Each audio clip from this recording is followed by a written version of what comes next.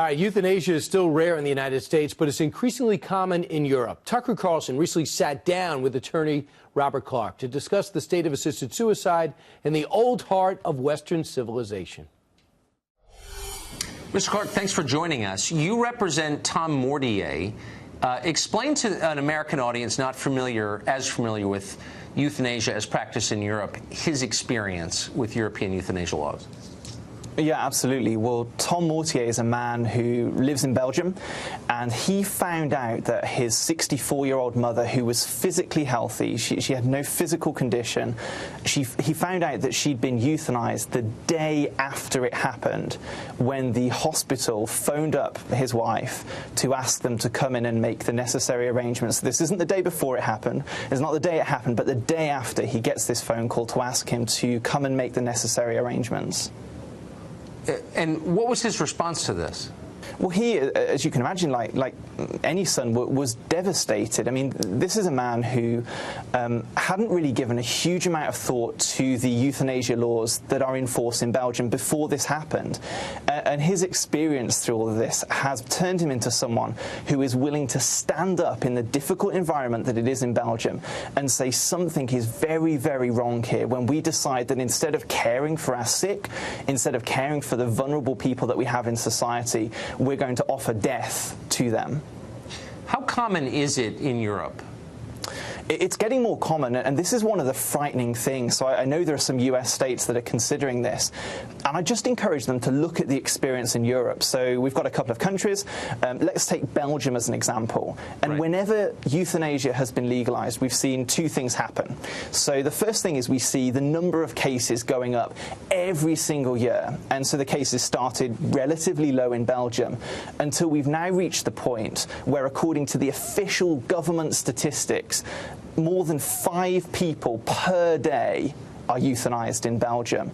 And so these stories that you hear, the arguments that you hear that say, well, this is an exceptional thing, this is a rare thing, it's not true. And that's the first big problem that we see, that wherever euthanasia is legalized, that the numbers go up. And then secondly, the categories of people that can access euthanasia start to expand. People start to kind of push on the edges.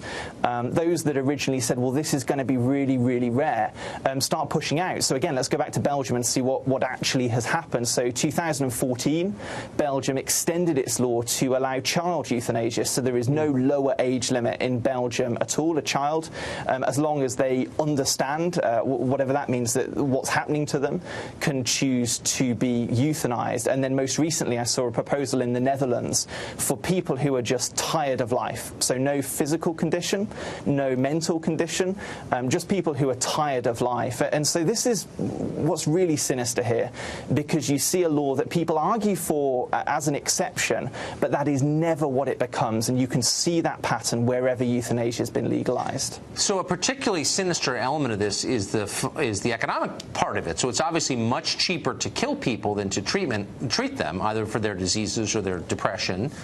So isn't there a built-in incentive on the part of the state that is providing health care to do this because of the cost savings? Well, absolutely. I mean, you and I both come from places that have an aging population. People are getting older. And a very, very real concern is this so-called right to die that people talk about, that doesn't exist in international law. This right to die actually very quickly becomes a duty to die. And so you've got vulnerable people that we should be caring for, who are going to start to feel maybe an implicit pressure, maybe just they feel they're a burden in terms of money, or a burden in terms of time, but maybe then explicit pressure as well. So cases where people have been told that they're a burden, that maybe their family members can't help them anymore, can't sustain them in their caring requirements. And so, yeah, there's a very, very real concern here that once you start to crack that door open, that it leads to vulnerable people feeling very, very real pressure. Have health insurers taken a position on this? Have they admitted that they're for it?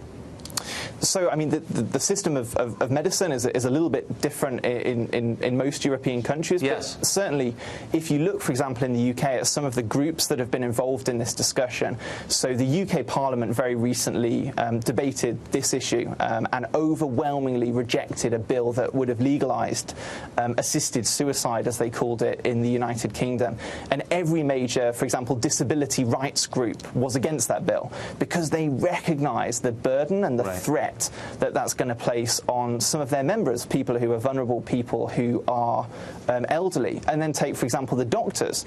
The World Medical Association has consistently said that euthanasia is inherently unethical. It's not something that should be promoted because governments have an obligation to protect life, not to promote or to assist in death. And yet that's exactly what we're seeing happening in these European countries. And we're going to see more of it as the costs go up. Thank you very much, Robert. I appreciate that report from Europe. You're welcome. Thank you for having me.